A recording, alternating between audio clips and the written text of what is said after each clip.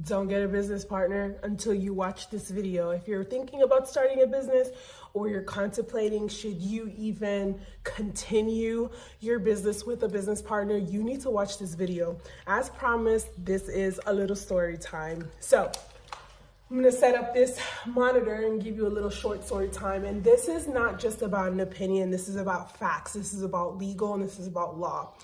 I had a business partner once upon a time. I've actually have not made a video at all about this. And again, this is not to like bash anything, or this is just my process of what I learned in business partnerships in general. And I'm not just talking about owner 50% you own the company together. I'm also talking about press and partnerships, business partnerships in general as well. And what I mean by that is that you could be doing a partnership with another brand and they want you to do XYZ and you're supposed to deliver XYZ. And sometimes things are not clear. So I think I'm gonna give you the top, I don't know, I think I have a lot. I have like 10, but I'm not gonna do that. I'm gonna go for the top 5 because I feel like from a legal perspective, and again, I am not a lawyer, don't be coming for me. You have to think about this in your own state, your own country. But these are really big things that you need to think about in any type of partnership. You know, I'm going to be very transparent and frank. I had a business partner tell me one time that I'm not a friend and I'm all business. Yeah, okay. And I guess I was thinking too much of the business instead of the friendship, because what happens is that when you start a business with a friend, you're at that high. This is your friend. You guys are besties or not besties, whatever, great acquaintances or whatever, and you are really inspired to open up this business and do something great. And so you're telling yourself like, this is gonna work, like we get along, XYZ. I will say that business partnerships are just kind of like a marriage in a way. And I actually had my wife at one point was my business partner for another business. And we're back doing this studio shop, same creative, but in a different element. And she has taken a step back on certain things and I've taken a step back on certain things just because that first encounter, we realize who we really are in business. And so I'm gonna give you a little backstory of why, one, your experiences in life, you need to pay attention to them. And two, why you need to think about it's not just the emotional aspect. So a little backstory is a long time ago when I did fashion and I was doing marketing in fashion and I was doing sourcing and all that stuff. So basically, if you don't know, sourcing is that if you're a fashion designer, I would come in and I would try to find the best way for you to get your fabrics, getting your pattern making, all that stuff abroad. So I had a client, and mind you, this client, I've been with her for a long time, and we literally finished her entire production. I basically connected her. I had no deal, no say in the deal. She was just like one-on-one with them. At the last bit, it was living in California, and she says to me, all you need to do is pick up the box that is literally completed and drop it off at the UPS. I'm like, oh, I can totally do that. I mean, I'm not doing anything else, just literally picking up a box, dropping it off at UPS, giving them her UPS account number or whatever the case. I have nothing else to do. So I'm in there, I was like, okay, I'll do this.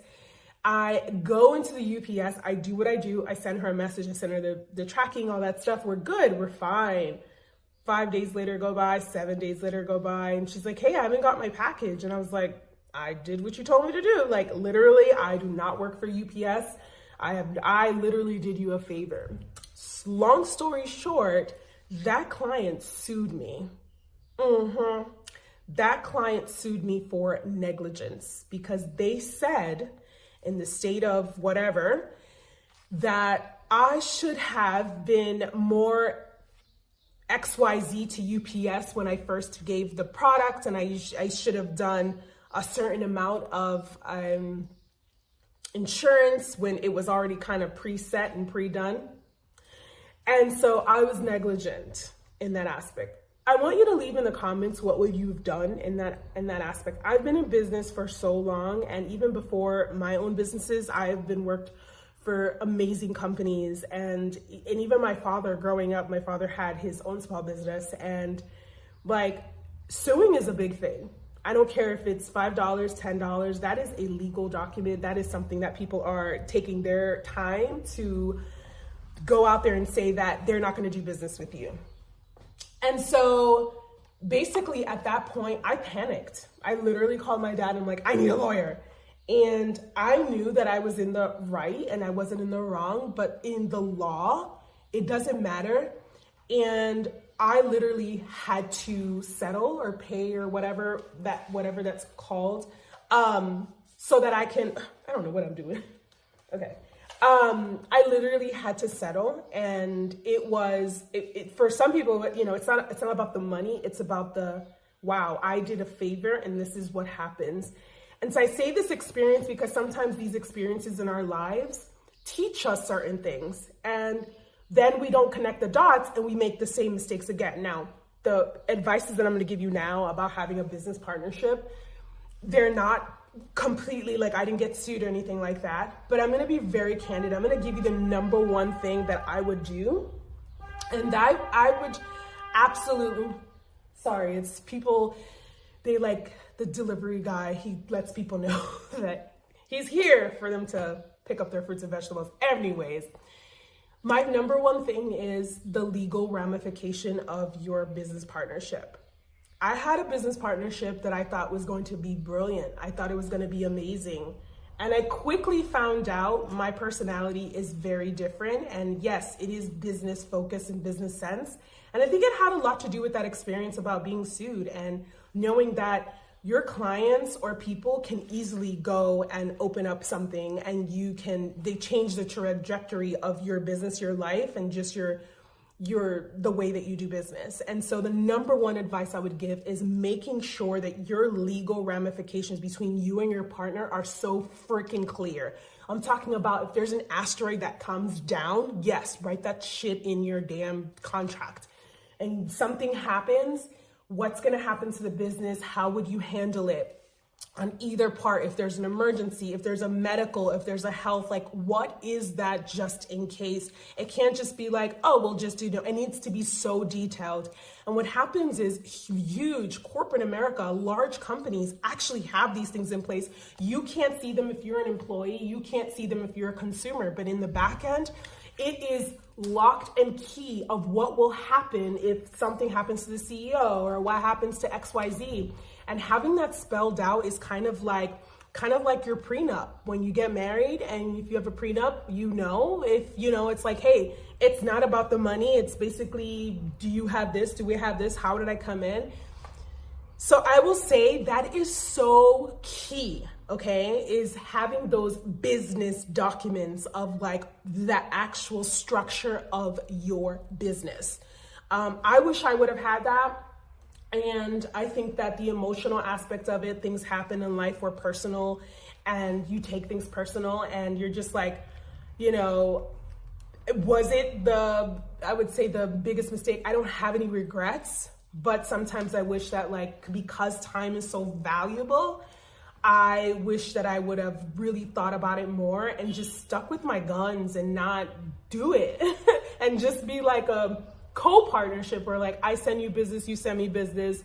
Hey, we work together, we do like events and stuff. I wish I would have done that, but I think that these experiences are needed in life. And I think it teaches you how to be a little bit stronger. And that is my number one, is the legal ramifications. Number two is understanding that a business, that having to be on the same page is like literally having your business plan. I know we don't use business plans nowadays because business plans a lot of people use them still, but a lot of people are like, oh, I'm just gonna put AI, I'm just gonna put like some executive summary and have a nice day. But no, literally having a business plan where it's like, this is your role, this is my role, these are your expectations, these are your goals, these are my goals, these are the KPIs or whatever corporate uses that, which, I hate using the word, but I love the aspect of having something to be, measured. right? It's not in the beginning, it's going to be so grassroots in any business that everybody's going to be doing anything and everything. And really understanding that, like, if you are doing anything and everything, like, that's okay. As long as you're focusing on what your goal is and like, what is the plan of the business? Like, there's so many opportunities for you to pivot and add different services, add different products. That's totally fine. You're going to be in your testing phase, but don't get so off track that you end up trying to open up another business or wanting to open up another business, or because Johnny down the street is doing a business and now you're like, I'm going to add that to my business model. Seriously. And I think that happens individually. So imagine when like 2 or 3 or 4 brains come together, it's going to happen. So 2, stick to your freaking plan. And it's okay to pivot here and there, but if you don't literally solidify if that's going to work, don't move on. And it's also great to just do one thing and then move on. Because be great at it. You know, I always tell people, like, email marketing is my freaking jam. Like, I love email marketing.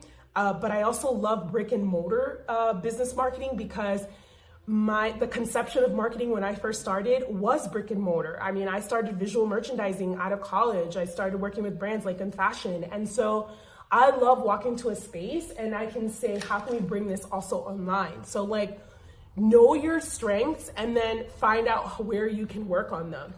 The third one is super important. And if you know me, literally the name of my channel or the name of my brand, which MD Marketing Mama's Dinero, is 3, get your finances. Let me tell you something. It's just like a marriage. One is probably going to want to spend more. The other one's going to be not going to number. I am a numbers kind of girl. The numbers don't lie. And if they don't make sense, you're not going to make a profit. For the person in the back, keep spending the money. And you're going to, on frivolous things, all these little things that you don't really need right now. You see all of this? Literally 95% of all this stuff was from actually when I had the business in Florida, and I was in a van, okay? I was in a van. I was not renting a spot. I was renting it per hour at this beautiful co-working space. And it worked for me financially because I knew every time I sold a class or I did a class, I would take that, that expense, take it out, and then I knew what my profits were immediately because I didn't want to dedicate a space. Now I can dedicate to a space now because the numbers make sense. But what I'm saying is that in a business partnership, you need to literally back it up with receipts and formula, because both 3 or 4 people are going to always want to think about the looks of something and the branding aspect, when at the end of the day, it's like, if you ain't making no money, why are you trying to spend $50 on something that's not even going to bring you money? And thinking about that, the finances is, yes, to make money, you have to spend money, but spend it on like salespeople or things or programs or things that are going to save you time, save you energy. Not some program that you have to end up switching in 2 weeks because, we didn't dive through it because we thought it was going to give us XYZ. Like, this is something financially, and I don't care. This is something about myself. And again, it's past experiences. I had another business, Lasso and Cafe, which was a craft business years ago. It was a creative business. And I'm going to give you a story on that another time, and how that failure propelled me, ended up me going back into like corporate for a little bit and just like really thinking about what I can learn and not listening to the finances. And I literally bust on that because I was growing too fast, which is a good problem, but it's still a problem. And it all boils down to financials. And so in business partnerships, there's always going to be that one and tug. And if there is, or you're on the same, then you need to literally leverage and be like, okay, what do we need to spend on? Like, somebody always needs to be the one like, okay, this is going to save us money. This is going to get us XYZ. So I would say that would be the third one. Yesterday, I was recording the video and I had to stop. So let's just jump into number 4, which I think is, besides the financials, it's one of the most important ones in a sense. And it is how you're going to grow your business. Your partnership needs to understand the people on your team, whether you are a small business, a nonprofit, whatever the case might be. Those partnerships is how are you going to grow your business? Because at the end of the day, you really do need to think in a larger scale. And sometimes growing too fast, like I said before, is not good, but also not scaling fast enough can really hurt you because you're burning through cash flow. So what's your plan to scale? Now, this has a lot to do with, like, remember when I talked about like that business plan, but this really comes into play, the actionable steps. It's really important to have these bright ideas. And I think that when you're in the idea phase, it's really easy to just sink your teeth in it and just be in the idea phase and be in the new. Your partnership needs to be uncomfortable with the non-fun creative things. And as a matter of fact, I literally thrive in pulling the numbers and pulling how the growth, but I love creativity, but I have to turn off my brain sometimes to say, just because that's my comfort and that's my genius, there's tons of ways that you can be in creative mode and still feel that spark. So really thinking about, like, there's a time to create, but then there's a time to scale. There's a time to figure out how you're going to grow your business. So sometimes in partnerships, 3 or 2 people, depending on how many people in your partnership. And this is something that needs to be outlined. And there needs to be consequences, which brings me to the last one. Yes, consequences. It goes back to having numbers, but I put this in its own bucket because just like in a large company or corporate America or whatever, why do they succeed? Or some of them, right? Or most of them, right? Why do they succeed? Because there are consequences. If you don't do this, then this is going to happen, etc. And so it's really important to know that what are those consequences and what does those consequences look like when it comes to each partner, okay? The same way that there are like bonuses and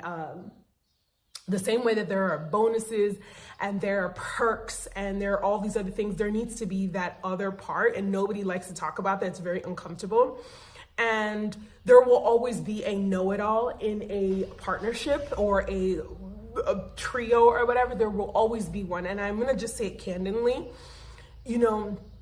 I know that when I'm in my genius mode, I can come across very know-it-all. I know it. I know my personality. And I think that has a lot to do with and I'm not trying to say the reason why, because being a know-it-all is not always good because it limits you from listening to others. But I think that it's important to know that when you have these ideas or you are coming from that place, are you coming from experience? Are you coming from facts? Or are you coming from just your personal vendetta, whatever the case might be. Anyways, I hope that those 5 things will make you think about a partnership. I'm not anti-partnership. I'm just saying that as a business, you really need to think about the partnership as a business itself. And these were just my experiences, but I tried to give you based on legal and overall. And if you have a minuto, I have some marketing, and I'll see you next time. Bye.